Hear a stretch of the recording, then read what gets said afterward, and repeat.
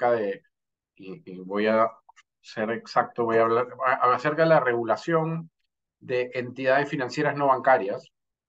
Entonces hay varios temas que hablar. Estoy seguro que igual que en finanzas en bebidas, creo que no va a ser tan divertido como Lucho, pero bueno, espero no aburrirnos durante los siguientes 40 o 50 minutos en los que me toca exponer. Ahora, debo avisar porque la última vez que hablé o que di una entrevista para Yupana, para no me acuerdo qué medio, me dijeron, oye, y doctor, me estuvo diciendo, doctor Juanjo, por favor, si en algún momento me escriben o me hablan, oye, Juanjo, tú piensas distinto que la mayoría de abogados que ven fintech, y es verdad, yo pienso distinto que la mayoría de abogados que ven fintech, con lo cual les digo o les pido que tomen mi opinión con pinzas porque no es el común denominador en el mercado de los demás estudios. Es más, hoy día escuchaba o leía, perdón, una columna de Lubika Vodanovic en gestión. Lubi es una de las abogadas fintech más renombradas del país, que justamente tenía la opinión contraria a mí, y ella hablaba de la autorregulación de la fintech, ¿no? O sea, ella hablaba de que la fintech, para dar el siguiente paso, deberían empezar a autorregularse y deberían empezar ellas a tomar sus propios pasos de regulación. Yo creo exactamente lo contrario. Yo creo exactamente lo contrario porque yo creo que la regulación, a pesar de digamos, a pesar de las cosas malas que trae, malas, por favor, pónganlo, o sea, porque todo viene con bueno y con cosas buenas y con cosas malas. Pero digamos, esas cosas fastidiosas que le pueden traer a la fintech no son no pesan tanto como las cosas buenas que le puede traer la regulación a la fintech. Porque una de las cosas que para mí es lo más importante dentro del mundo, dentro de estar en un mundo regulado, es la validación del mercado o la validación externa o, digamos esa validación que te puede dar un ente regulador y que muchas fintech buscan respecto de tu modelo de negocios, ¿no? O sea, por eso veíamos en algún momento a muchas casas de cambio que empezaban a poner, oye, digamos, o empezaban a generar un sello de registrado en la SBS o de inscrito en la SBS o del registro en la SBS, porque justamente buscaban tener frente al público esa validación de, oye, mira, sí, yo tengo un ente supervisor detrás que te va a dar seguridad o que le va a dar seguridad a tus operaciones, que le va a dar cierta validez, que va a verificar que efectivamente yo cumpla con ciertos estándares mínimos a efecto de realizar mis operaciones y que le va a dar cierta seguridad al dinero que tú pongas acá, porque definitivamente una de las cosas, aquellos de ustedes que utilizan casas de cambio digitales que no sean las bancarias, una de las cosas que más miedo da de utilizar las casas bancarias es cuando uno manda el dinero y de ahí tiene que regresar, ¿no? Entonces, hay un momento que cada vez es más corto, es verdad, pero hay un momento en el que el dinero está ahí y saber que eso está en una entidad regulada o en una entidad que tiene un soporte regulatorio claramente le da un poco más de seguridad a la transacción o me da un poco más de seguridad a mí. Pues mientras no lleguemos a un esquema de banca abierta o de finanzas abiertas, como les quieran llamar, mientras tanto creo que tener una regulación o tener alguna especie de ley general que pues valide el modelo de negocios fintech o estas empresas financieras no bancarias, si las prefieren llamar así, este, claramente le da una validación frente al público que creo que supera de largo los aspectos negativos que podría traer esta norma para estas empresas financieras no bancarias o fintech, como en su mayoría se les dice, ¿no? Entonces, yo sí creo, y digamos, el modelo además se ha replicado en varios sitios y se ha replicado, ya voy a explicar también por qué, desde mi punto de vista, nuevamente alguien podría opinar distinto, pero se ha replicado en varios países de la región, y lo mencionaba Luby en su artículo, que si no lo han leído, los invito a leerlo, de que hoy en México, en España, en Colombia, en Chile, digamos, en Brasil, me parece también lo menciona, no me acuerdo si era, en todos esos países de la región que están más avanzados en este modelo de negocio que nosotros, hay una ley marco, hay una ley fintech que obviamente ha ayudado a que estas empresas pues pasen por un marco, pasen por ciertos controles, tengan ciertos estándares mínimos de operación que a mí como consumidor, a mí como usuario de las plataformas, me ayudan a tener una mayor seguridad, a tener una mayor confianza respecto del negocio en el que me estoy metiendo. El Perú, en cambio, digamos, no ha seguido ese camino, no tiene una normativa general, no está ni siquiera en los planes o no se ha visto, por lo menos no está, este año por lo menos parece que no va a salir una normativa general fintech. Hay una ley de criptoactivos, supongo que alguien más le hablará de ese proyecto de ley de criptoactivos que está en el Congreso ahorita para discusión del Pleno, sobre la cual yo discrepo en muchas cosas. Pero no hay una ley marco general fintech que ayude a englobar o que ayude pues a todo este negocio dar adelante, ¿no? Porque además para mí otra de las cosas que te podría permitir esta ley fintech o que digamos, por lo menos para mí es el primer paso para eso, es también la operación de banca abierta no solamente entre bancos o entre entidades financieras, sino entre empresas fintech y la banca, que es súper importante. Eh, Como lo ha dicho además Indecopi en una de sus recomendaciones que le dice a la SBS, oye, para que haya mayor nivel de competencia entre la fintech y la banca, necesitas que haya un modelo de banca abierta y creo yo que no puede haber un modelo de banca abierta, nuevamente creo yo, podría la SBS mañana este, discrepar conmigo y hacer otra cosa, pero creo yo que no puede haber un modelo de banca abierta con la fintech sin que haya necesariamente una ley fintech que establezca ciertos requisitos mínimos.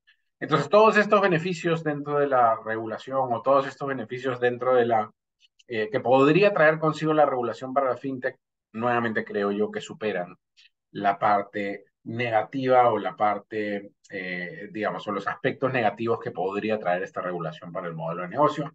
Y por lo tanto, creo yo que deberíamos movernos en ese camino.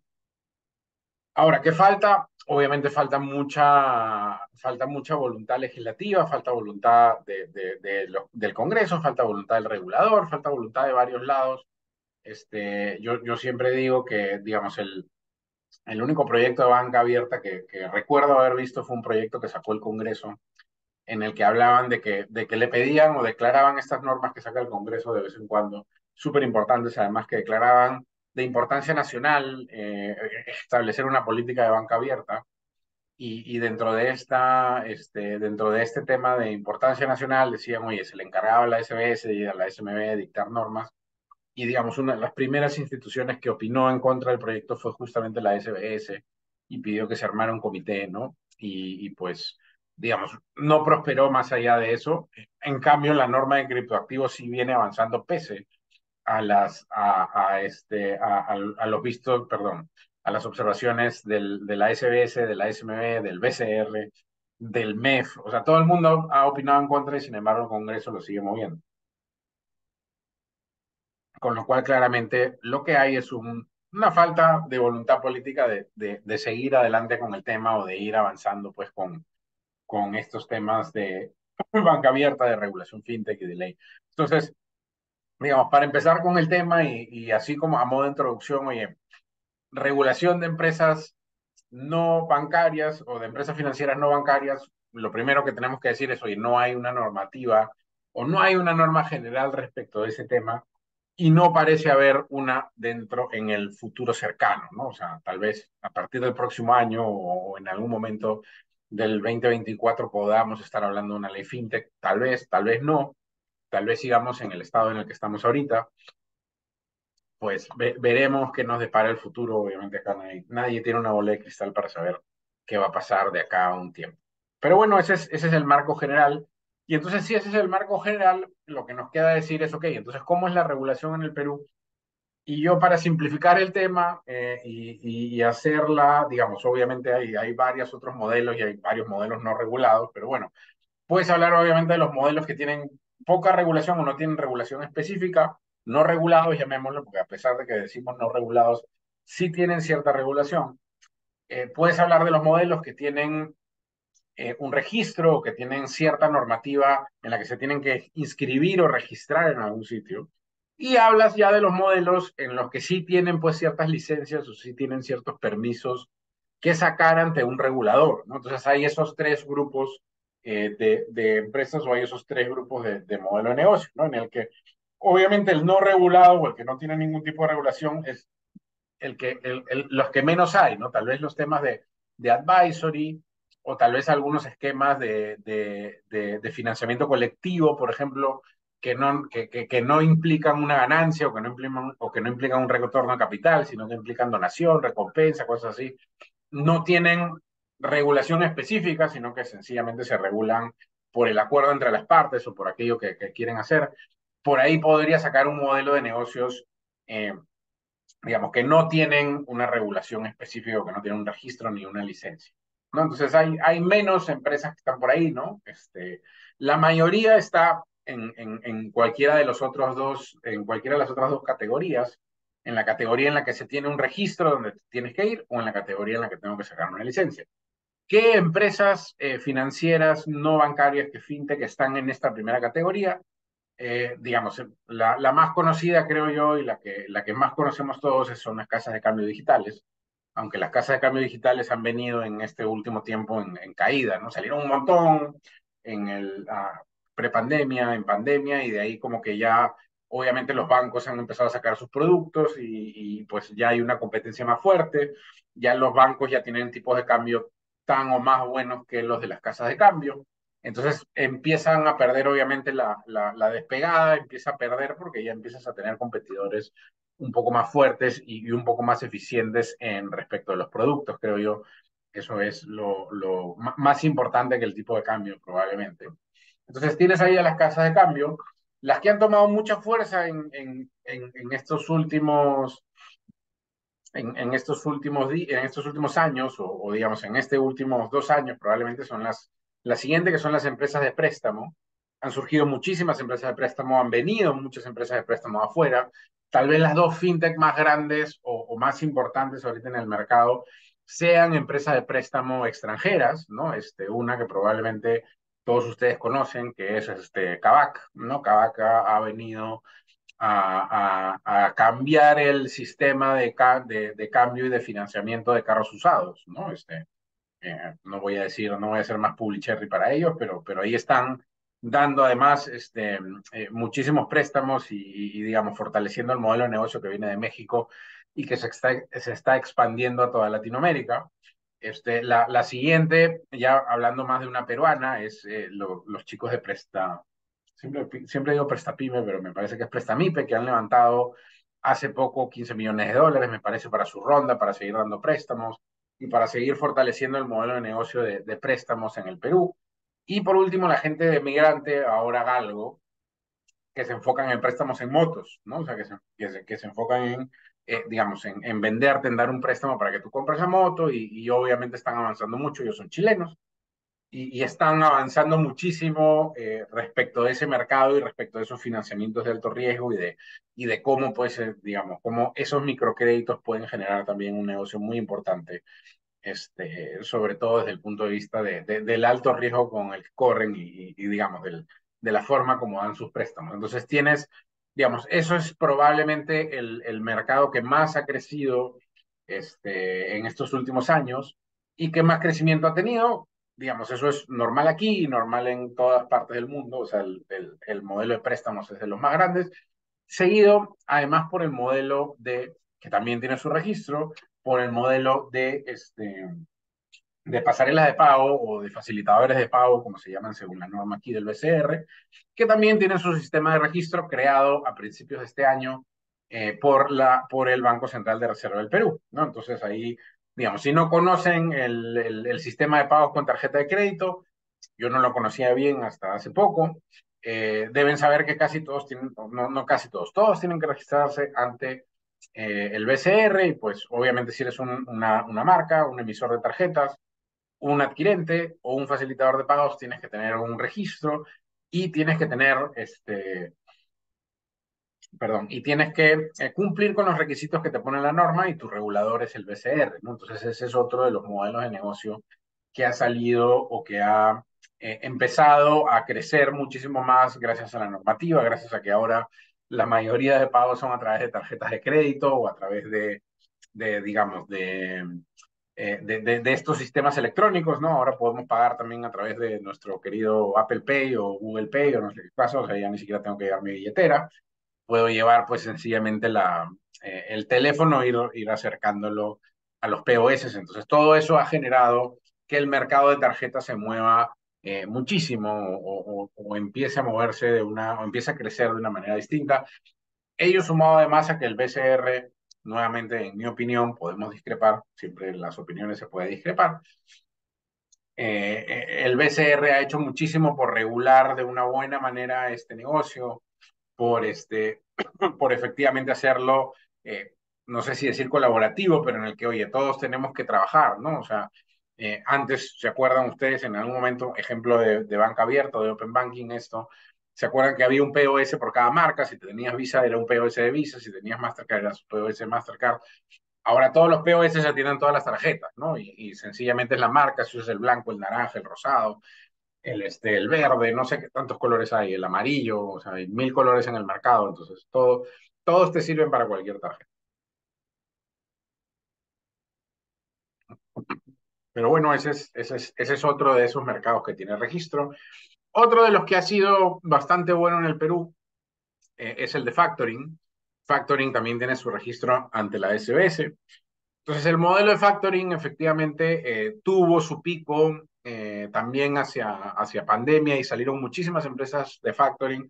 Muchísimas eran de las que más se creaban. Me acuerdo que pasamos de tener dos empresas cuando estaba regulado, teníamos dos empresas que solamente se dedicaban al factoring en el Perú y que de ahí, digamos, una vez que salió la norma en la que se creaba solamente por registro, se generó un crecimiento explosivo de empresas de factoring y salieron hasta 70 y pico empresas de factoring en el momento más alto. No sé, no he visto el último reporte, bueno, ya estamos a medio año, no he visto el último reporte cuántas empresas de factoring quedan, pero definitivamente, digamos, nuevamente, ¿no? O sea, así como le pasó o le está pasando a las casas de cambio, llegaron a su pico y de ahí nuevamente se encontraron con mucha competencia y ya pues como que el boom empezó a bajar otra vez y ahí estamos de nuevo y estas empresas también se registran ante la SBS, igual que las casas de préstamo, igual que las casas de cambio.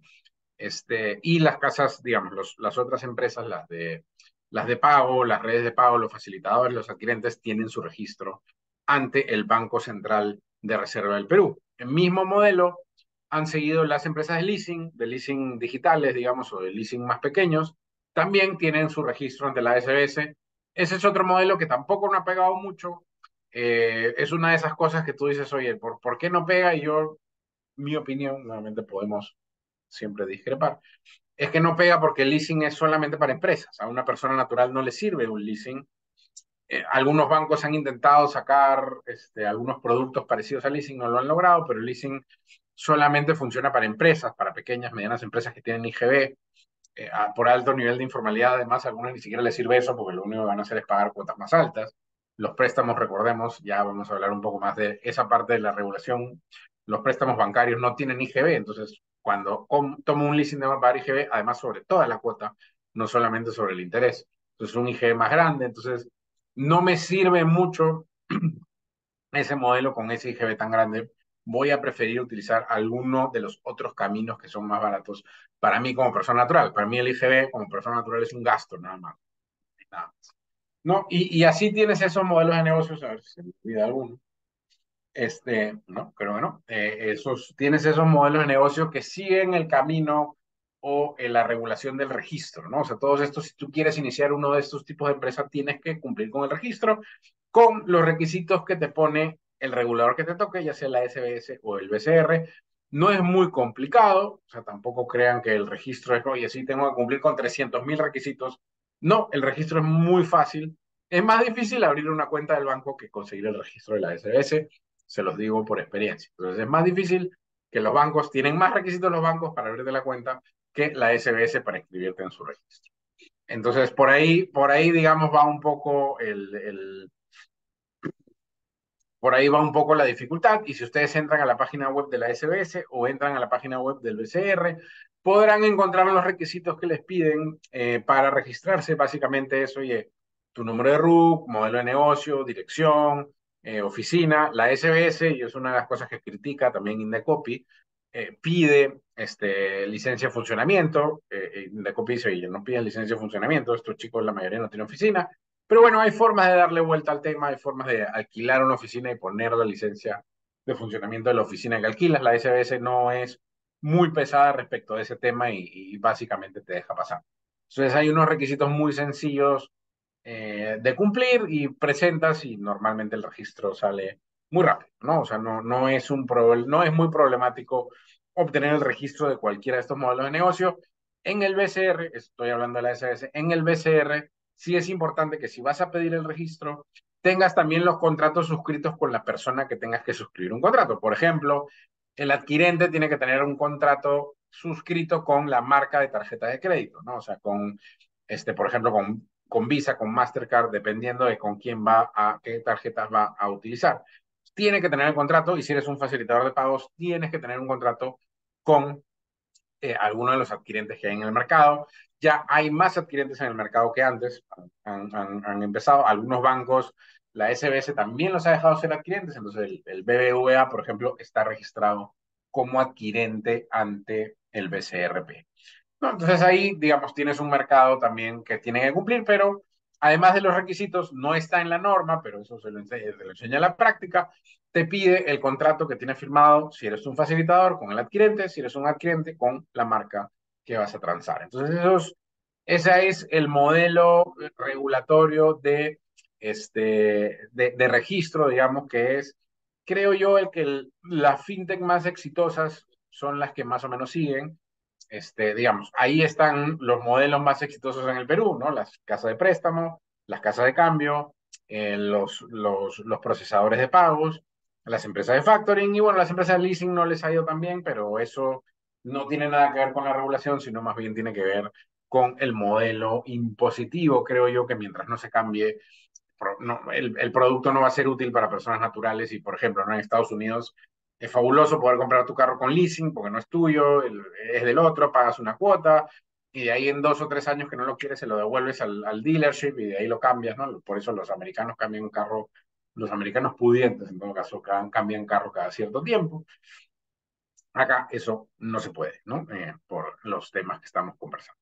El segundo modelo, o el último, el tercero, si no quieren contar el de no regulado, el tercer modelo es el que sí necesitas licencia. Y digamos, y en este modelo vas a necesitar licencia, una licencia normal, como cualquier empresa regulada, o sea, ya eres una empresa regulada. Y en este caso solo tenemos dos, que son las EDE, o las empresas emisoras de dinero electrónico, que han tenido mucho movimiento ahora post pandemia, porque, digamos, están intentando darle más cabida, están intentando ver la forma de que existan más billeteras electrónicas en el país. No creo que eso vaya a suceder, opinión personal nuevamente. Y las empresas de crowdfunding, que también he leído un artículo, o salió un artículo la semana pasada en Semana Económica de por qué fallaron las empresas de crowdfunding, ¿no? ¿Qué pasó con ellas? La norma tiene 2 años, creo, y recién son 3. La tercera le acaban de dar la licencia hace 2 o 3 semanas, entonces realmente eran dos y recién acaba de empezar la primera. Y la SMB dice que creo que tiene 2 empresas más que están en el trámite de sacar la licencia, pero el modelo de negocio se ha detenido y EDES no hay ninguna nueva desde el inicio, me parece, de operaciones, no hay ninguna EDE nueva. Digamos, creo que son 3 desde el principio y esas 3 son las que se mantienen y ni siquiera tienen su billetera, digamos, las billeteras que conocemos en todo caso no son de ellas, ¿no? Pero bueno, esos son los dos mercados regulados.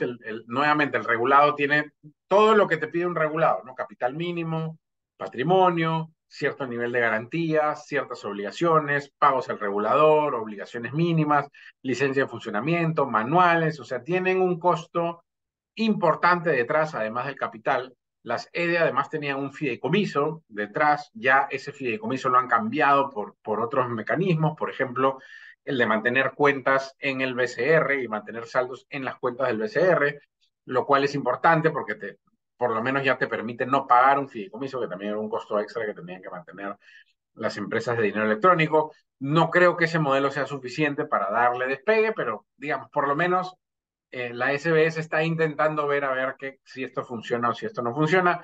La SMB, en cambio, respecto a crowdfunding, como que, bueno, ahí está, ¿no? No ha despegado.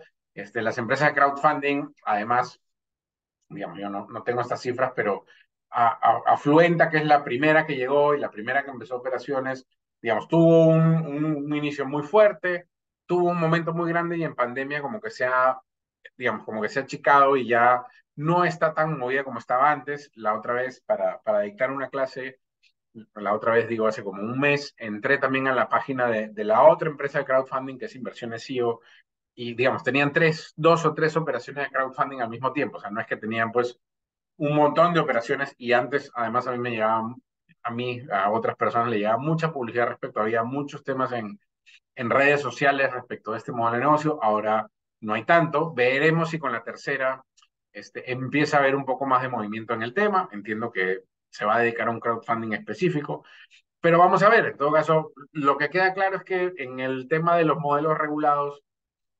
no ha funcionado tan bien el modelo, digamos, las empresas fintech que están bajo ese modelo no han funcionado del todo bien, ¿no? No están en su mejor momento, no han tenido pues el mejor desempeño en los últimos años. Y por ahí ustedes pueden decir, oye, pero Juan José, me dijiste al principio que la regulación era buena, mira estas empresas, miran, estos son los dos únicos modelos regulados y no funcionan. Entonces, ¿cómo me dices que la regulación es buena, la regulación es mala? Mira, le digo, puede ser verdad, pero pues obviamente en este caso yo creo que son otras razones las que llevan a estas empresas a no fallar más que solamente, a fallar, perdón, más que la regulación. No, ahora que hay una norma, por ejemplo, de interoperabilidad de las billeteras, eso podría ser bueno, podría ser que vengan nuevos jugadores, podría ser que haya nuevas billeteras, veremos. Recién van a estar, o recién están interoperando las billeteras por fuera de las dos más grandes, con estas dos más grandes, ¿no? Recién creo que ya pueden interoperar, pero digamos, no ha venido ninguna billetera chiquita todavía a operar. Pero bueno, veremos qué pasa o veremos pues si el mercado de estas empresas empieza a despegar, perdón, y veremos si es que el mercado de las empresas de crowdfunding también empieza a despegar. Pero en todo caso, esos son, digamos, las empresas, esos son los modelos. Esa es la regulación principal digamos, la regulación importante, si quieren llamarla, respecto de los modelos fintech o de estas empresas financieras no bancarias que existen en el Perú.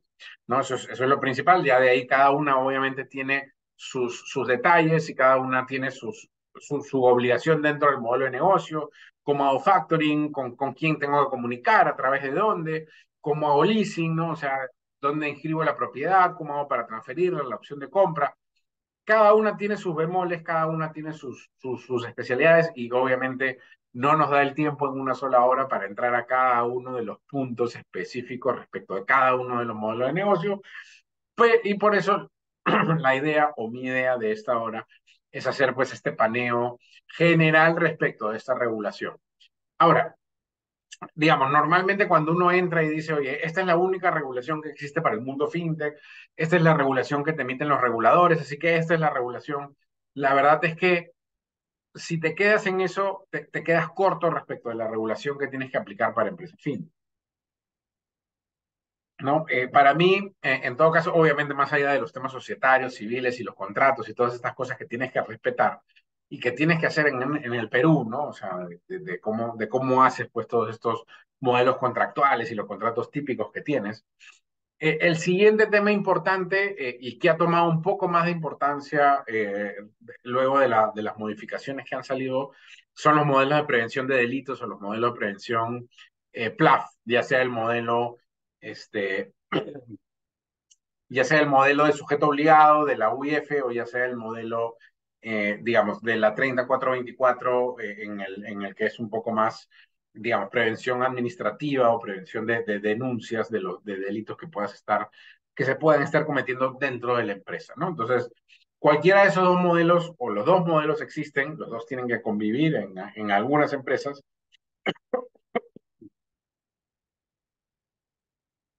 Mm. Claro, si ustedes entran a cada una, pues digamos, las casas de cambio tienen que cumplir con su modelo PLAF, las casas de préstamo tienen que cumplir con su modelo PLAF, me parece que las empresas de factoring no, los facilitadores de pago tienen que cumplir con su modelo PLAF, la sede digamos, la mayoría de estas empresas tiene que cumplir un modelo PLAFT o tienen que hacer un modelo PLAFT. Entonces, ahí hay una regulación adicional que las fintech tienen que tener en su cabeza a la hora en la que abren, ¿no? Y tener en cuenta cuáles son los modelos o cuáles son los requisitos mínimos para que su modelo PLAFT funcione. Porque además, y esto es importante, no es un tema tan legal, pero digamos un tema más operativo, los bancos para abrirte cuentas, aquellos que les abren cuentas a la fintech, te van a pedir que tengas un modelo PLAFT armado, montado, y digamos que les mandes además los requisitos o lo que tiene tu modelo PLAFT, ¿no? Entonces, por ejemplo, cuando vas al banco X, para no decir el nombre de los bancos específicos, el banco te va a pedir, oye, dame el nombramiento, no el nombre, pero mándame que la SBS efectivamente, o la UIF ha registrado el nombramiento de tu oficial de cumplimiento, mándame tu manual, mándame tu código de conducta, mándame un montón de requisitos respecto de respecto de tu modelo PLAFT y de cómo opera y de cómo haces y de cómo lo llevas a cabo, porque efectivamente, digamos, para los bancos, el problema justamente de la fintech es que ayudan o que cooperan o que hacen más fácil el tema del lavado de activos o que hacen pues más sencillo el lavado de activos por los controles y porque obviamente el tema digital podría generar una mayor facilidad para el lavado de activos. Yo, nuevamente, opino lo contrario, opino que lo digital es más complicado que el lado legal, perdón, que el lado presencial con efectivo, pero bueno, son opiniones distintas y como tal cada una se respeta y pues se sigue, ¿no? Entonces, obviamente ahí tengo que tener cuidado o siempre tengo que ver la normativa PLAFT a la hora en la que armo una empresa financiera no bancaria o una fintech, porque voy a tener que necesariamente mirar o revisar pues cuál es la normativa. Ahora, ¿qué es lo usual? Digamos, el esquema, digamos, lo mínimo que te piden o la obligación general que te pide pues el sistema PLAFT es el conoce a tu cliente, ¿no? Obviamente el nombramiento oficial de cumplimiento, todas estas cosas, pero el conoce a tu cliente es, digamos, la obligación máxima y el beneficiario final y cómo llegar y quién está detrás de los movimientos de moneda que estás haciendo, ¿no? Entonces, claramente ahí, digamos, ya muchas empresas fintech han aprendido y han implementado diversos sistemas de seguridad, ¿no? Y sí, pues me mandas tu nombre, me mandas me mandas tu DNI, me mandas copia de tu DNI, algunas tienen escaneo faciales, mecanismos biométricos, no sé, cualquiera de estas cosas que efectivamente tú puedes revisar que eres tú y la empresa fintech que está al frente o la casa de cambios que está al frente efectivamente puede revisar que eres tú y que no es ningún lavador de activos el que está haciendo cambios de moneda. ¿No? Entonces, esa obligación de conocer a tu cliente termina siendo la más importante. No vamos a entrar a explicar nuevamente qué cosa es el beneficiario final, pero en temas de regulación que se debe cumplir, debo nombrarme oficial de cumplimiento, debo aprobar mis manuales, debo tener una política de conoce a tu cliente dentro de la empresa, debo tener capacitaciones y todas estas demás obligaciones que tengo que cumplir desde el lado PLAF, ¿no? Entonces, eso a veces es una obligación que uno, o una regulación que uno no tiene en la cabeza, pero que efectivamente tiene que implementar o tiene que cumplir a la hora que abre una de estas empresas, porque así lo manda la norma y porque así lo piden los bancos para abrirte las cuentas. Otro tema que hay que tener en cuenta es obviamente la regulación acerca de ofrecimiento público o de captación pública de ahorros, ¿no? Entonces debemos recordar que captar ahorros o hacer ventas públicas, hacer ofrecimientos públicos, digamos, todas estas cosas que son captar dinero del público en general, está prohibido para empresas que no son sistema financiero o sistema del mercado de valores. Entonces hay muchas fintech que cometen el error o que cometen la mala práctica de decir, oye, sí, ven ahorra con nosotros, ¿no? Entonces la palabra ahorro es una de esas que una vez que entras a una fintech o una empresa no financiera, debería salir de tu vocabulario completamente. No es que vienes a ahorrar. Y hay muchos que dicen, oye, sí, yo te aseguro, el otro día me crucé, por ejemplo, ¿no? Para dar un ejemplo, me crucé con una prima, una prima política en este caso, y me dijo, oye, mira, Juan José, me han dicho que acá, que puedo ahorrar con ellos y me aseguran un 9% de tasa de interés. Y yo le dije, oye, ¿qué te está dando un depósito a plazo? No, me dijo, no es un depósito a plazo porque es una empresa que está fuera del sistema financiero y entonces me han dicho que me van a dar mi certificado y en ese certificado dice que es 9% y me han asegurado que me van a pagar el 9% y que es cero riesgo. Entonces yo, cuando me dicen todas esas cosas, o cuando te dicen todas estas cosas, yo normalmente lo que le digo, mira, normalmente te está mintiendo, ¿no? O sea, normalmente no te están diciendo toda la verdad o no te están diciendo, eh, digamos, están vendiéndote más allá de lo que realmente te están ofreciendo, de lo que realmente te van a vender.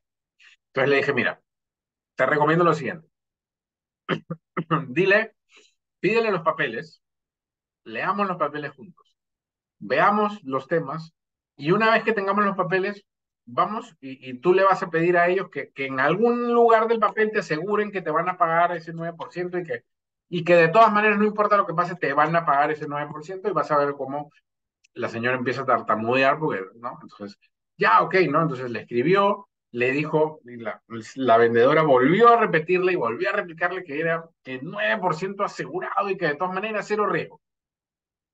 Ok, dije, vamos. Llegaron los papeles, me parece, al día siguiente o a los 2 días, no me acuerdo cuánto se demoró, y me mandaron los papeles. ¿Y qué me mandaron? Me mandaron un certificado de tenencia de un bono. O sea, ¿qué le estaban vendiendo a ella? Le estaban vendiendo un bono. Entonces, mi prima política iba a comprar un bono. Entonces yo le dije, a ver, primero que nada, esto no es 0% riesgo, es un bono. Un bono es un préstamo. Un préstamo te lo puedes pagar como no te lo pueden pagar, y si no te lo pagan, pues vas a tener que ir a reclamar, ¿no? Entonces no es que es 0% riesgo. Pero además no es solamente un bono, es un bono emitido por un fondo de inversión controlado por una sociedad gestora.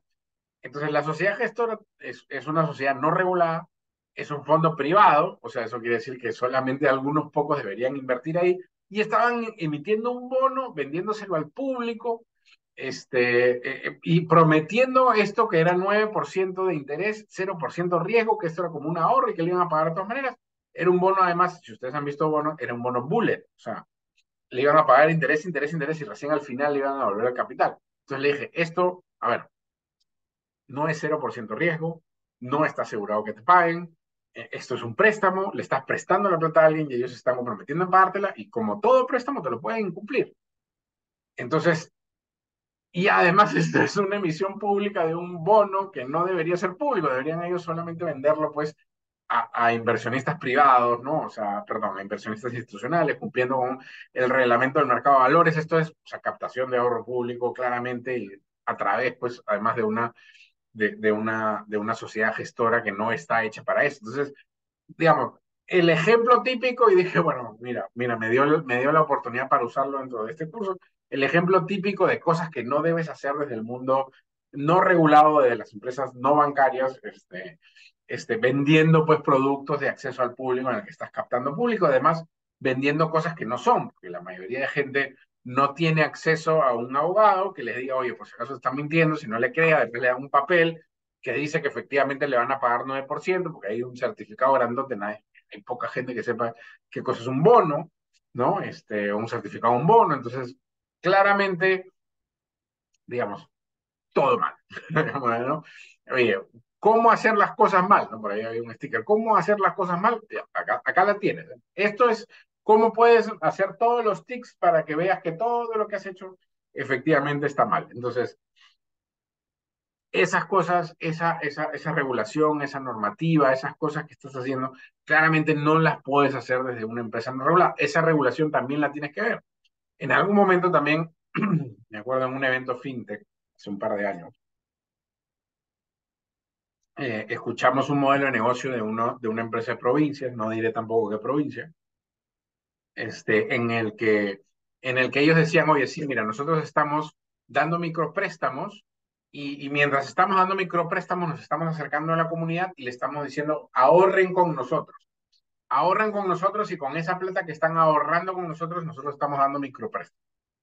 Entonces yo los quedé mirando y les dije, oye, a ver, y claro, me metí a su página web y efectivamente cuando entras a su página web era una empresa de préstamos, una casa de préstamos, o sea, ni siquiera regulada, solamente registrada, y lo que ellos te decían efectivamente es, oye, ahorra con nosotros y nosotros con tu dinero se lo repartiremos a la gente o lo haremos llegar a la gente para hacer desarrollo en tu zona y no sé qué tanta cosa. Y yo decía, ok, la SBS lo va a intervenir dentro de poco y levanté la mano y le dije, oye, le hablé con el abogado que estaba ahí en el evento y le dije, oye, pero ¿estás seguro que lo que estás haciendo es legal? Y él me aseguró, digamos, ya yo no era el escenario donde discutir, pero él aseguró que lo que estaba haciendo era legal y que estaba muy bien y que la SBS, y él dio todos los cheques y efectivamente pues tenía ahí grandote su registrado en la SBS en la página web de entrada. Unos meses después, la SBS lo intervino, lo cerraron, le quitaron el registro y obviamente lanzaron un comunicado al mercado de que, oye, tuvieran cuidado con este tipo de empresas porque claramente no eran empresas de ahorro y no podían captar ahorro y no podían hacer lo que estaban haciendo. Entonces, esa normativa que a veces parece sentido común, es importante tenerla en cuenta para no violarla o para no tener el riesgo de que mañana más tarde pues, venga la SBS o la SMB a cerrar. ¿No? Y como dicen, el sentido común es el menos común de los sentidos, así que hay que tener cuidado y mirar esa normativa. Y bueno, para cerrar digamos, en estos últimos minutos y me quedo, digamos, quedan, no sé, 5 o 6 minutos para hacer preguntas. El último tema del que les quería hablar era el tema, bueno, los temas de impuestos, digamos, no es regulación, pero siempre tener en cuenta que, digamos, a veces uno piensa en los bancos están, no me acuerdo si es exonerados o inafectos, creo que es inafectos del IGB, las empresas de préstamo, la fintech no. Entonces, digamos, tienen que ir con IGB. Estamos acostumbrados a los préstamos sin IGB, estos préstamos van con IGB. Entonces, es una diferencia importante en regulación tributaria. Y el último tema que es importante mirar, porque a veces uno también lo pasa por alto, son las normas de consumidor. Las normas de consumidor, en este tipo de empresas, digamos, uno dice, oye, efectivamente no han habido pronunciamientos respecto a este tipo de empresas, es verdad, pero hay una normativa de consumidor emitida por Indecopi, me parece que dice, oye, a estas empresas de préstamo que dan los mismos servicios que los bancos, por si acaso le aplican las mismas normas de consumidor que los bancos. Entonces hay muchas cosas que Indecopi ya se pronunció respecto de los bancos, por ejemplo, ¿no? Por ejemplo, el tema de las comisiones. Si ustedes se acuerdan o hacían operaciones bancarias hace unos años, se acuerdan que básicamente tú entrabas al banco y por abrir la puerta te cobraban una comisión. Comisión por abrir la puerta, ¿no? Y de ahí respirabas aire dentro de la agencia y te cobraban comisión por respirar el aire dentro de la agencia. Te sentabas, comisión por utilizar el... Obviamente estoy exagerando, pero digamos, te cobraban comisión por muchas de las cosas que hacías, ¿no? Muchos de los servicios que ellos te brindaban, que ellos decían que eran extra. Yo no entendía cómo era extra, pero bueno, ellos decían que era extra. Querías ir a prepagar, por ejemplo, y a comisión de prepago. No, oye, desembolso, comisión de desembolso, ¿no? Oye, que necesito ver, oye, ¿cómo hago un préstamo sin desembolsar? ¿Por qué me cobras por algo que debería estar ahí?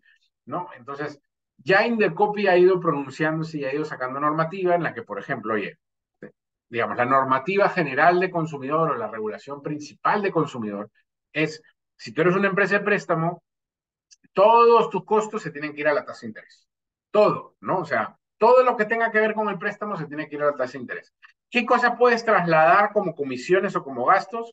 Como comisiones son cosas internas tuyas, eso también lo ha dicho la SBS, son cosas, digamos, costos internos tuyos que tienen relación con el préstamo, servicios que tienen relación con el préstamo, pero que no son necesariamente del préstamo, ¿no? Entonces, oye, por ejemplo, si quieres un desembolso delivery a tu casa en un cheque de gerencia, ¿ok? Oye, el delivery no está incluido, pues el delivery te lo cobro, te cobro esa comisión por delivery de cheque, ok, eso está bien, por delivery de cheque te cobro esa comisión, ¿no? Entonces, no, comisión por, ¿cuál comisión era la típica? Eh, Comisión, revisión de poderes, esas cosas no, pero bueno, no, sí, revisión de poderes, ¿no? Y típica revisión de poderes en la que efectivamente pues el banco te tiene que revisar los poderes, ok, eso te lo puedo cobrar, ¿no? Y así otras cosas que efectivamente son servicios vinculados al préstamo, pero que no son necesariamente del préstamo, porque si está necesariamente en el préstamo, o sea, por ejemplo, yo no te puedo cobrar una comisión, por ejemplo, por evaluación de riesgo crediticio. No, claramente la evaluación de riesgo crediticio es parte del préstamo y tiene que estar dentro de la tasa de interés. No te puedo cobrar una comisión por desembolso, porque la comisión, el desembolso, ya Indecopi ha dicho que el prepago es voluntario, es en cualquier momento, por cualquier monto, y no tiene que haber una comisión al respecto, ¿no? Entonces, oye, no puede haber una comisión de prepago, todo eso tiene que estar dentro de tu cálculo de la tasa de interés, recordando que la tasa de interés está capeada por el Código Civil y por norma del BCR, que ahora está más alta que antes, pero igual recordando siempre que está capeada. ¿No? Entonces, esas normas de consumidor respecto de, oye, esas son comisiones, perdón, me faltó definir gastos. Gastos son temas de terceros, ¿no? O sea, un gasto de un tercero que efectivamente está vinculado al préstamo. El típico es digamos, la póliza de gravamen, ¿no? O sea, casi todas las entidades del sistema financiero te piden un desgravamen, eso te lo trasladan, ¿no? O sea, te lo trasladan porque tú se lo pagas a alguna de las empresas aseguradoras y eso te lo trasladan como un gasto vinculado al préstamo, ¿no? O sea, no es parte del préstamo, sino es una garantía adicional al préstamo, entonces eso está vinculado, pues eso es un gasto que te pueden cobrar. Por ejemplo, si es que tú estás otorgando un carro en garantía y tienen que mandar un perito a revisar el carro, ese costo del perito, ese gasto del perito también te lo pueden trasladar. No, entonces esos son los gastos o las comisiones, los gastos que están asociados al préstamo, pero que no son necesariamente el préstamo. Ya, como digo, hay normativa Indecopi que le dice a los bancos, oye, esto no puedes cobrar, esto sí puedes cobrar. Entonces, esa normativa de consumidor es aplicable también a las empresas de préstamo, es aplicable también a las casas de cambio, en lo que sea aplicable a las casas de cambio, es aplicable a las demás empresas que brindan servicios similares a los bancos. Entonces, tengo que tener en cuenta esa normativa de consumidor para efectivamente yo, pues, digamos, hacer o diseñar mi producto de una manera que efectivamente no me ponga mañana más tarde en problemas con Indecopi, ¿no? Si yo sé que, por ejemplo, no estoy cobrando una comisión por prepago y te digo, oye, ¿sabes qué? Solamente me vas a poder prepagar mínimo tres cuotas o máximo el total y cada vez que me prepagues te voy a cobrar una comisión de 5%, estoy abriéndole las puertas a que me denuncien a Indecopi, abriéndole las puertas a que me denuncien Indecopi. No, o sea, si yo pongo pues la típica, esto no tiene mucho que ver con el sistema financiero, pero oye, pongo la típica de, oye, ¿quieres pagar con tarjeta o con tarjeta 5% adicional? ¿No? Y te aviso cuando pongo que vas a pagar con tarjeta. Si hago eso, ¿qué estoy haciendo? Abriendo las puertas a que me denuncien a Indecopi por un tema de consumidor. Entonces, a pesar de que eso es una normativa que nosotros a veces no tenemos en la cabeza, sí tenemos que tener presente de que es una normativa o es una regulación que la tenemos que cumplir. Ya muchas empresas están haciendo compliance de consumidor, están, digamos, oye, sabiendo que esto es una regulación y que por lo tanto dentro de mis procesos y dentro de los riesgos que tengo que medir está el riesgo de que mañana más tarde me multen de copio, de que mañana más tarde me inicie un proceso de consumidor.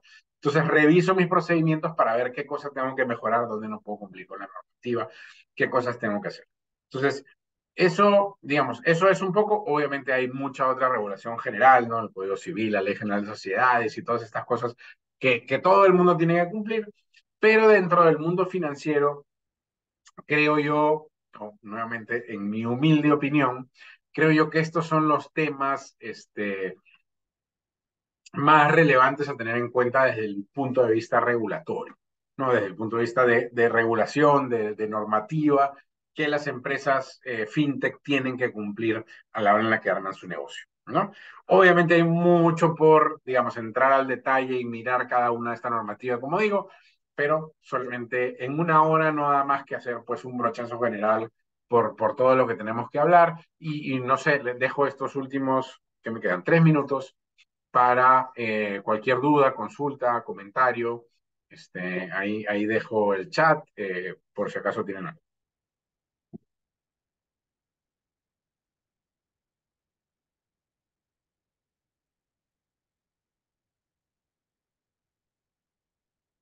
Silencio incómodo. Asumo que no hay preguntas. Este,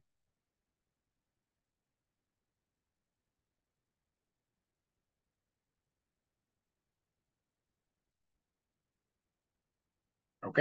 Si no hay preguntas, yo hasta ahí he terminado. No sé, Anderson, si ahí quedamos. Sí, sí, doctor. Muchas gracias. Ha sido una muy buena ponencia, bastante clara, bastante interesante y sobre todo que lo ha explicado con ejemplos, ¿no? De manera muy dinámica. Ha enriquecido todos nuestros conocimientos. Gracias, doctor. Y esperamos seguir contando con su amable participación en futuros eventos, ¿no? Ya que la presencia de usted es importante para generar ese tipo de espacios académicos de nivel en Biloyer, ¿no? Claro, Muchas encantado gracias. cuando Muchas necesiten. gracias. Y si me quieren escribir, me quieren buscar, pues estoy en LinkedIn, estoy en Facebook, estoy por todos lados, escríbanme nomás y encantado de ayudar.